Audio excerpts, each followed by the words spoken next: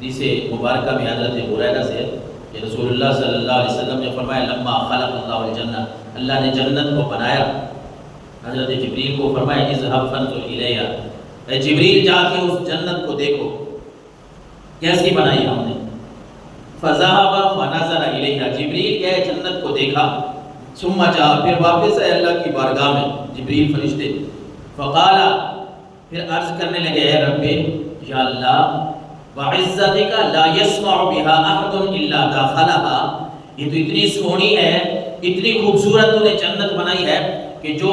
جنت کے بارے میں سنتا جائے گا وہ عمل ہی ایسے کرے گا کہ وہ جنت میں داخل ہو جائے گا،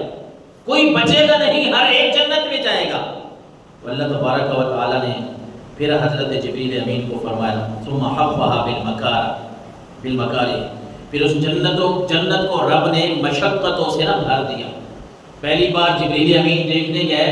تو جنت کا نظارہ دیکھ کے جبریل امین نے آ کے عرض کی کہ یا اللہ یہ جنت سونی اتنی ہے،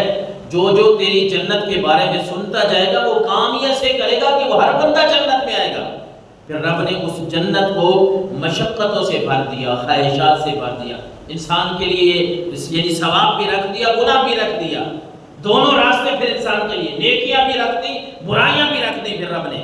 اور پھر جبریل امین کو فرمایا یا جبریل اذهب فانظر الیہا، اب ذرا جا کے جنت کو دیکھ۔ فذهب فنظر الیہا ثم جاء، جبریل جاتے ہیں جنت کو دیکھ کے پھر واپس آتے ہیں، پھر اللہ کے سامنے عرض کرتے ہیں ربی وعزتک لقد خشیت اللہ یدخل احد، اے اللہ تو نے اس جنت کو اتنی مشقتوں سے بھر دیا ہے، انسان کے لیے اتنی برائیاں رکھ دی ہیں کہ مجھے تو لگتا ہے کہ اب جنت میں کوئی ایک بھی نہیں جائے گا۔ انسان کے لیے اتنی رب نے مشقتیں رکھی ہیں، اتنی خواہشات رکھی ہیں،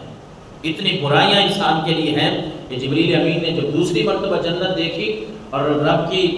کی طرف سے وہ باتیں دیکھی کہ جو نیکیاں کر کے آئیں گے ان کو تو جنت ملے گی، جو یہ گناہ کرے گا ان کا جنت میں کوئی حصہ نہیں ہے۔ تو پھر جبریل امین نے عرض کی کہ یا اللہ کوئی جو جبریل وہ فرشتہ ہے جو سارے نبیوں کے پاس آتا ہے، ہر نبی کی امت کی اسے خبریں ہیں۔ تو پھر جبریل امین نے عرض کیا کہ یا اللہ یہ تو جنت کو جس طرح خواہشات نفس سے، گناہوں سے انسان کو تو نے گھیر دیا ہے تو مجھے تو لگتا ہے اس جنت میں تو کوئی جائے گا ہی نہیں۔ اور پھر اللہ تبارک و تعالیٰ نے جب فلما خلق اللہ النار، جہنم کو پیدا کیا، پھر جبریل امین کو فرمایا یا جبریل اذهب فانظر الیہا، اب ذرا جا کے اس جہنم کا معائنہ کرو، اس کا مشاہدہ کرو، دیکھو۔ فذهب فنظر الیہا، جبریل امین گئے جہنم کو دیکھ کے واپس آئے، پھر اللہ کی بارگاہ میں عرض کیا اے ربی وعزتک لا يسمع بها احد فيدخلها، اے اللہ مجھے تو لگتا ہے کہ اس جہنم میں تو کوئی جائے گا ہی نہیں، کوئی نہیں جائے گا۔ فحفها بالشہوات، پھر اللہ تبارک و تعالی نے ان خواہشات کو، گناہوں کو اس جہنم کی طرف رکھے۔ پھر جبریل کو فرمایا جبریل آپ جا دیکھ اس جہنم کو وہ کیسی ہے۔ جبریل امین نے جب دیکھا